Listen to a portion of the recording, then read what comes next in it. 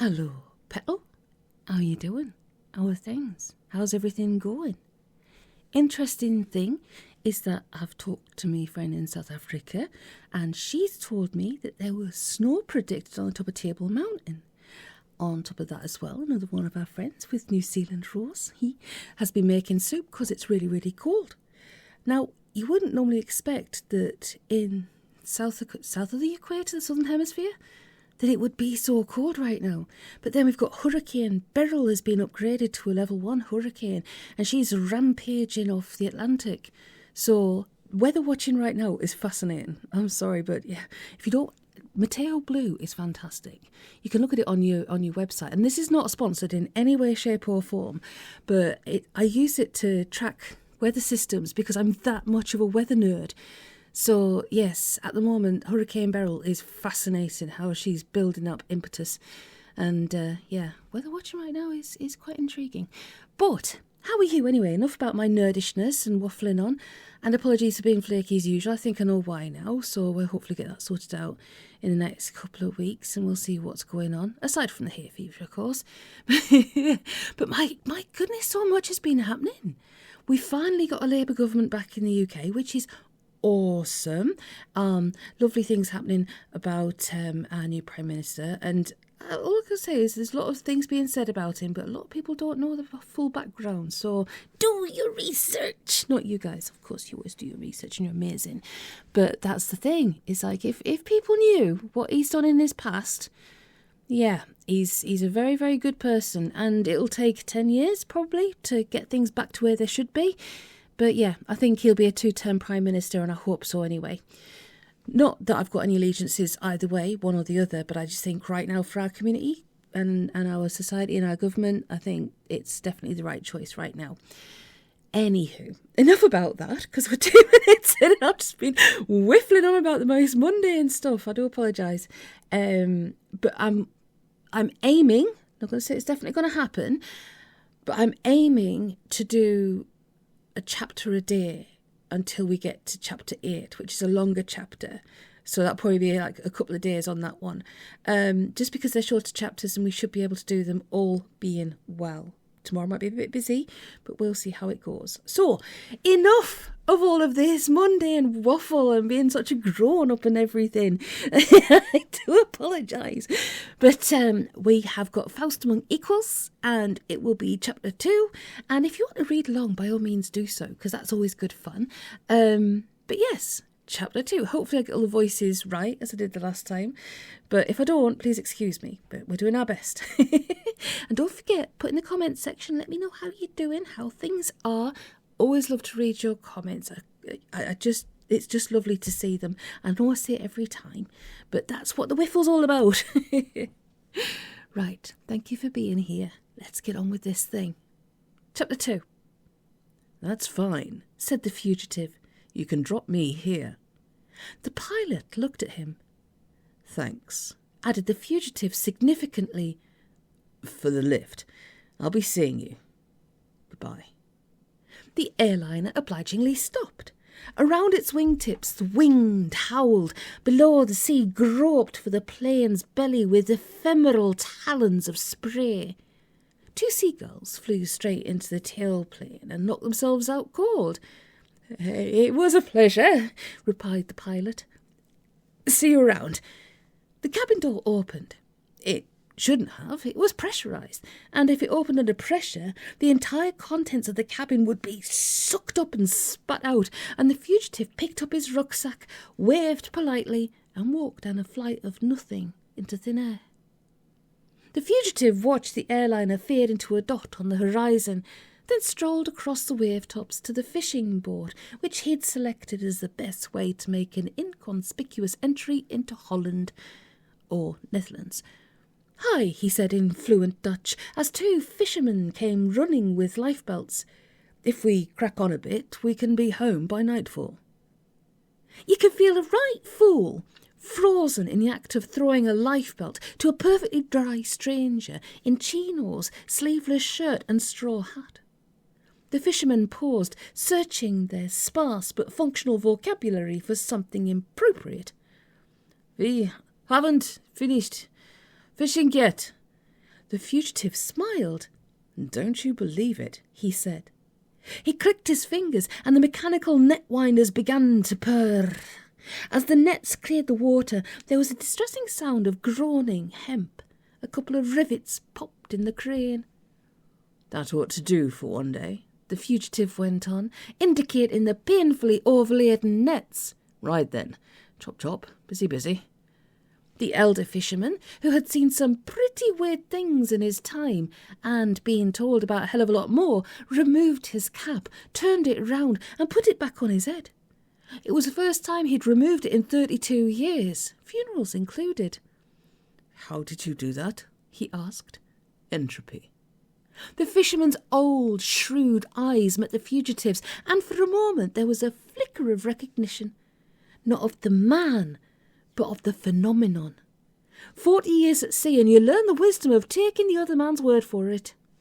"Fair enough," he said. "Thanks. Where do you want to go?" "Amsterdam." "I can take you to IJmuiden," replied the fisherman, "and then you can get the bus." "That's fine." The fugitive wandered astern, lay down on a coil of rope, tilted his hat over his eyes, and went to sleep. The younger fisherman turned to his colleague. "Dad," he said. "Yes," replied his father. "I know. Don't worry about it. But you don't know what I was going to—" "I can guess, son." The elder fisherman prodded a heaving net with the toe of his boot. He was old, even for a fisherman, but not so old that he could remember the last time a Volundan traveller had come home laden down to the bows with a record catch of coelacanth. Coelacanth, an extinct species. You could name your own price. In fact, given the quantity now slopping about on the deck, wondering where all the water had suddenly gone, you could cut out the middleman and open an international chain of Volendam fried coelacanth restaurants. Narrator's note, try saying that with your mouth full of peanuts. Hey! Anyway, back to the story. According to the latest edition of the Red Guide to Hell, finding suitable accommodation during your stay should not present a problem. For business travellers and those tourists who can afford the prices, the Hell Sheraton, the Inn on the Pit, and the Helton all offer the usual 5-star facilities and enjoy a convenient central location. Tourists of more modest means can expect a warm welcome and high standards of cleanliness and service at the Mephisto, the Casa 666, and the Elysian Palace. Students and others on a fixed budget are recommended to try one of the many friendly, family-run auberges and guest houses outside the old town of Los Diablos, particularly in the suburbs of Beverly Hills and Hollywood. There is, however, one thing that all these fine establishments have in common. To put it as nicely as possible, they don't provide you with a late key. Or an early key, for that matter. Getting out of hell is a bit like successfully defrauding the revenue. Many people will tell you they know someone who's managed it, but the name somehow eludes them. In practice, it's never happened. Until... "It's amazing," said the finance director. "Yes," replied the head of security. "Clever little sod," he added. They were standing in the doorway of a room on the 3rd floor of the Hotel Dante. It was empty, except for a bed with no sheets, a hacksaw, and the visitor's book. "Where he got the hacksaw from?" the head of security said. "I have no idea." He picked up the instrument in question, which promptly sniggered at him and vanished. At the same time, the rope of sheets hanging from the stump of the severed bar in the window frame retracted itself, shrugged off its knots, and slipped back onto the bed. The finance director examined them. "Ironed too," he observed. "I call that class, don't you?" The head of security scratched the back of his head. "I still don't get it," he remarked. "I mean, hacksaws don't just appear, and sheets don't just tie themselves into knots. I think they called it physics when I was at school." The finance director sighed. "If you look at the file," he said patiently, "you'll see he was in here for sorcery, necromancy, and dabbling in the black arts. Was he? Well, In which case, continued the finance director remorselessly, perhaps it wasn't the most sensible idea in the history of the cosmos to set him to work in the machine shop. But bearing in mind, the finance director concluded that in the machine shop he'd have access to pentangles, tetragrammata, vernier mandalas. They're under strict orders to keep all that stuff locked away. Eccentric drive sabots, adjustable familiars, coven wrenches, and all the string he could possibly want. Let's face it, we goofed. He closed his eyes, sighed again, and thought for a little while. Two of the principal skills of the high-class manager are damage limitation and positive thinking. We'll just have to get him back, that's all, he said, which shouldn't be difficult. I've had posters sent out, and we can pay the reward out of the repairs and maintenance budget. It's more of a question of time. They left the Dante and walked slowly back up towards the mouth via the attractive and unspoilt Usurer's Quarter, pausing only to buy some locally produced candy floss from one of the many picturesque stalls. It comes in 3 flavours: sulphur, brimstone and strawberry. Why? Asked the head of security. Because, replied the finance director through a mouthful of sticky yellow froth. He was a purchase, and we've got the auditors in next month. Sorry? The finance director wiped his mouth on his sleeve, which smoked. A purchase, he repeated, sold his soul to the previous administration. There was a lot of it went on in the old days, sort of like subsidies. Bloody awful way to run a railway, in my opinion. But what the thing... It was just public money, so nobody cared. Anyway, we've got stuck with the aftermath. From an accountancy point of view, it's an absolute nightmare. He stopped, while the head of security, who had foolishly chosen the strawberry, was violently sick. It's all a question of bookkeeping, you see, he went on, when the retching had finally subsided. Purchased souls go in the balance sheet under fixed assets, subject to straight-line depreciation and writing down allowance, of course, but you've got to account for them at the end of the day. If they go missing, you are in real trouble, believe me.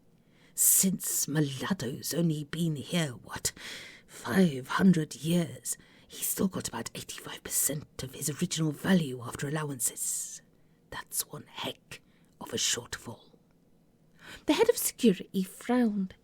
Books, in his experience, were not things you kept so much as threw at persistent offenders. He groped under the sink of his memory. Can't you write him off? He suggested. The finance director scowled. Against what? Good debts? No, we've just got to get the bastard back in. It's as simple as that. Right, said the head of security. So you'll be wanting me to get a squad together and... No. The finance director shook his head, nearly slicing the head of security's scalp off in the process. It's out of our hands now, I'm delighted to say. So, what are we doing about it? For the first time that day, there was a faint glint of pleasure in the finance director's voice, and his third eye positively sparkled. I've hired a bounty hunter, he replied. The best. He smiled, set light to the rest of his candy floss, and ran up the steps to his office. There are 3 immutable laws in the universe. Only 3. 2 of them concern death and taxes, and they have been waived on occasions. Not so the 3rd, which states, nobody gets to see Mr. Van Appin without an appointment. That's all in capital letters, by the way. Having played fast and loose with the other 2 in his time, the fugitive, now dressed in a lightweight grey suit, smart like tan brogues and a dove grey tie, is going to have a crack at the 3rd. Excuse me, said the receptionist, but do you have an appointment? The fugitive turned around slowly and looked at her. "That depends," he said.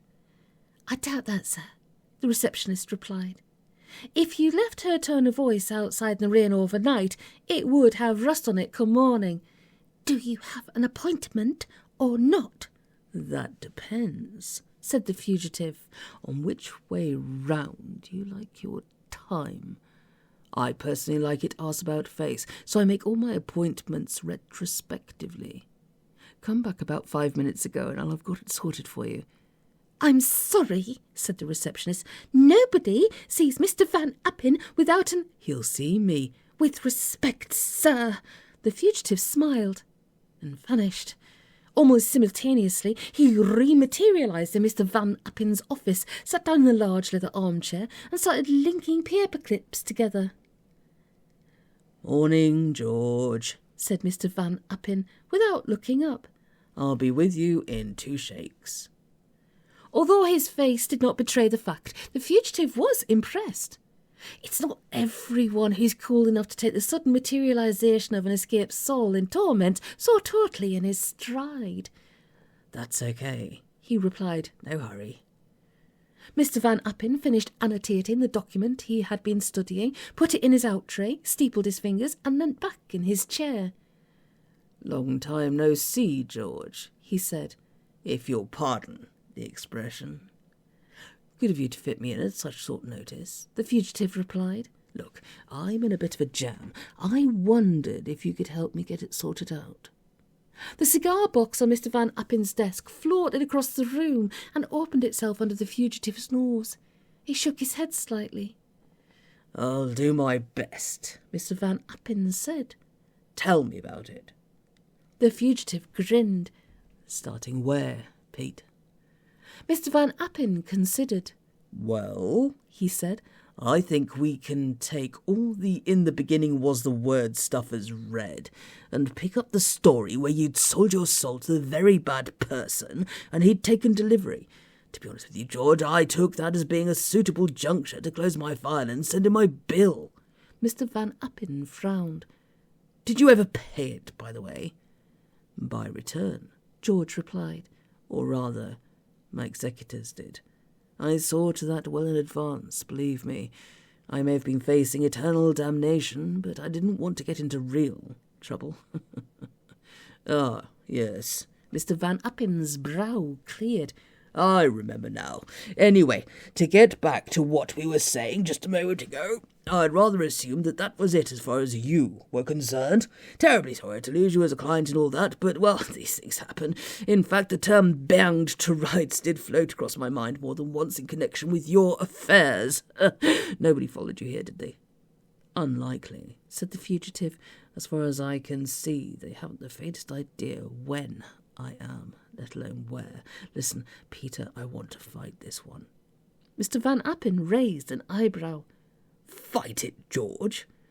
"Yeah." The fugitive nodded. "Call it a matter of principle." Mr. Van Appen frowned again. "That's expensive talk, George." "I've got the money." Mr. Van Appen shrugged. "I don't doubt that you do. Even then, I can't really hold out much prospect of success. Those soul and purchase contracts are the nearest things you'll get to watertight." The fugitive looked amused. "Are they really?" "Afraid so, George," replied Mr. Van Appen. "I drafted them myself, and," he added with a wisp of nostalgia, "I was good then. Just starting up. I was anxious to make a name for myself. Landing a client like that, I wanted to make a good impression." "So, you don't think it's possible?" "I think it'll be very, very difficult," Mr. Van Appen replied. "Mind you, I'm looking at the worst possible scenario here, you understand." Playing devil's advocate, in fact. Mr. Van Appen smiled without amusement. "You could say that," he said. "Actually, I don't act for them anymore. All their work's done in-house these days." "Really?" Mr. Van Appen nodded. "Makes sense," he said. "After all, they get their pick of the entire profession down there, sooner or later. Except you, Pete." A faint pinkness experimented with crossing Mr. Van Appen's cheeks. "Flattery will get you nowhere," he said. "I'm not saying it's impossible, George. Nothing is impossible. I just can't see how, that's all. Maybe I'm getting old or something." He stopped, tapped his teeth with a pencil, and considered for a moment. "That's a thought, actually," he said. 100 years ago, I'd have accepted like a shot.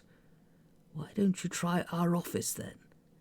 As a result of the unique nature of his practice, Mr. Van Appen found it convenient to have a main branch office in every century, with sub-offices at 30-year intervals to take over his practice each time he retired. Because of his equally unique skills, he'd never been able to find a worthy partner or associate, with the result that he ran all of his offices simultaneously, thereby taking the concept of overwork into a whole new dimension. The fugitive shook his head. "No," he said, "I've got other business to attend to this decade, Pete. I couldn't find the time." There was a long silence. It will cost you, mind," said Mr. Van Appen. "Like I said," the fugitive replied. "no worries." Mr. Van Appen grinned. "In that case," he said, "I'll need a copy of the original agreement, a signed affidavit from the Holy Ghost, and 50 billion guilders on account." "I thought you'd say that," replied the fugitive. He passed over the attaché case he'd brought in with him. Mr. Van Appen raised the lid and nodded. "Where can I call you?" he said. "I imagine you'll need to be hard to find for a while." "I'll call you," the fugitive replied. "Better that way." When he'd gone, Mr. Van Appen swiveled around in his chair a couple of times, chewing the end of his pencil and humming. Then he reached for the dictating machine. "Please open a new file, Miss Duisberg," he said. "Client profile C, client name Faust. That's Faus for sugar, T. George Michael, He paused, wound the tape back, wound it forward again. Dispute with Hell Holdings, PLC. Faust wasn't, of course, his real name. Faust was just the German abbreviation of Faustus, which was the nickname he'd picked up as an undergraduate at Wittenberg. It means lucky. Only goes to show how wrong you can be, doesn't it? Out of a particularly ill-fated year, his contemporaries included Martin Luther, Matthias Corvinus, and Hamlet, Prince of Denmark. Lucky George was the student people remembered as having come to the more spectacularly sticky end. So devastating was the ensuing scandal that the university authorities promptly dropped black arts from the university curriculum, replacing it seamlessly with economics. A wave of hysteria swept across Europe, and for the next 2 centuries, witchcraft and sorcery remained, so to speak, a burning issue on the agenda of the known world. Even Lucky George's mother stopped talking about her son, the doctor, and transferred the picture of him in his matriculation robes from the mantelpiece to the coal shed. Lucky George was not, however, such a misnomer as all that. Nobody could deny that he had more luck than any other 100 people put together. It's just that luck comes in 2 varieties. Call them flavours, if it makes it any easier. The other scoop in George's corn, in his opinion at least, more than adequately made up for the slight downside effect he'd experienced over the soul business. All that had been a means to an end, and a very nice end it was too. Make no mistake, Lucky George had got value for his money. EuroBosch sat in his studio, stared long and hard at his drawing board and groaned. It was, they told him, all part of a concept which was definitely going to be the future as far as Hell Holdings was concerned. For reasons he couldn't quite grasp, but which he couldn't help but find mildly flattering, they were going to call it EuroBosch. Visit, they had postulated, a land of wonder and enchantment. Meet your favourite characters from the repertoire of Europe's most imaginative artist. Phase 2, take a ride through spectacular landscapes to see sights you'll never see anywhere else. It sounded good. in theory, but Ronnie, faced with the prospect of creating 700,000 different appropriate latex masks in time for the grand celebrity opening, was asking himself whether they'd really thought it through properly before committing the funding.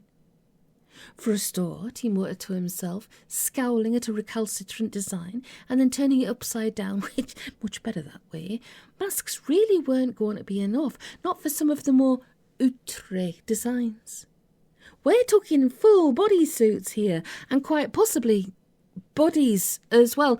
Damn it, about 40% of his best work was anatomically impossible, which meant starting from scratch. Ugh. A stray pellet of inspiration struck home, and he reached for a pencil. A mouse, he thought. A 7-foot, grinning, anthropomorphic mouse with perky little front fangs and big hands which... He shook his head, as if trying to dislodge the very idea. Broad-minded he most certainly was, but there are limits. The mere thought of it gave him the willies.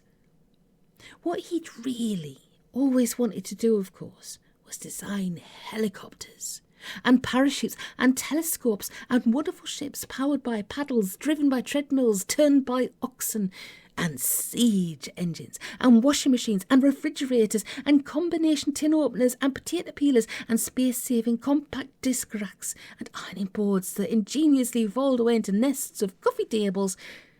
He would have been good at it too. In fact, he'd invented the Swiss Army knife before the Swiss even had an army. Unfortunately, he'd been too successful as a commercial artist and illustrator at a time when what the public wanted was a spare part surgery, demons, and hideously teeming eggshells. It was a bit like being a fashionable book jacket artist, only not quite so well paid. And then it had started coming rather too easily, even when he shut his eyes, particularly when he shut his eyes, like now, for example. How about an enormous mutant duck with huge oval eyes and a beak the size of a tennis racket and a hideous sort of hungry leer which made you think it was about to... Quickly opened his eyes, rubbed them with the knuckles of his fists, and swallowed a heaped handful of Librium. He started to draw a cow. Drawn-faced, travel-sore, and ever so slightly out of his head with fatigue, Lundqvist pushed open the door of the American bookstore in Paris and leant both elbows heavily on the counter. Goth, he said. Bottle me? You deaf or something? I said Goth. The girl behind the counter adjusted her spectacles. You want a book by Goethe? She hazarded. You got it? The girl considered. I think we've got one somewhere, she said. We used to have anyway. I haven't been here long. Fetch. The girl went away. Shortly afterwards she came back. You're sure the book you wanted was by Goethe? Yes. We've got this one. She handed over a dusty paperback with the air of someone who's been asked for some pretty daffy things in their time, but is still just occasionally capable of surprise. Is this the... Lundqvist glanced down at the spine. Faust, parts 1 and 2, complete and unabridged, a Mentor classic. Yeah, Lundqvist growled. Marlowe. The girl took a look at his hard-worn trench coat and the bulge under his left arm. That's your name, right? Christopher Marlowe, replied Lundqvist, suggesting that his patience was not unlimited. British 16th century dramatist, complete works, move it! The girl went away again and once again came back. We've only got the volume 1 in the NEL edition, she said. I can order... Lundqvist took the book, flipped it open at the list of contents and nodded. That's fine, he said. No problem. Keep the change. On a bench beside the Seine, Lundqvist ripped open the paper bag in which the girl had insisted on wrapping the books, selected the complete works of Christopher Marlowe, and began to read. He found it hard going.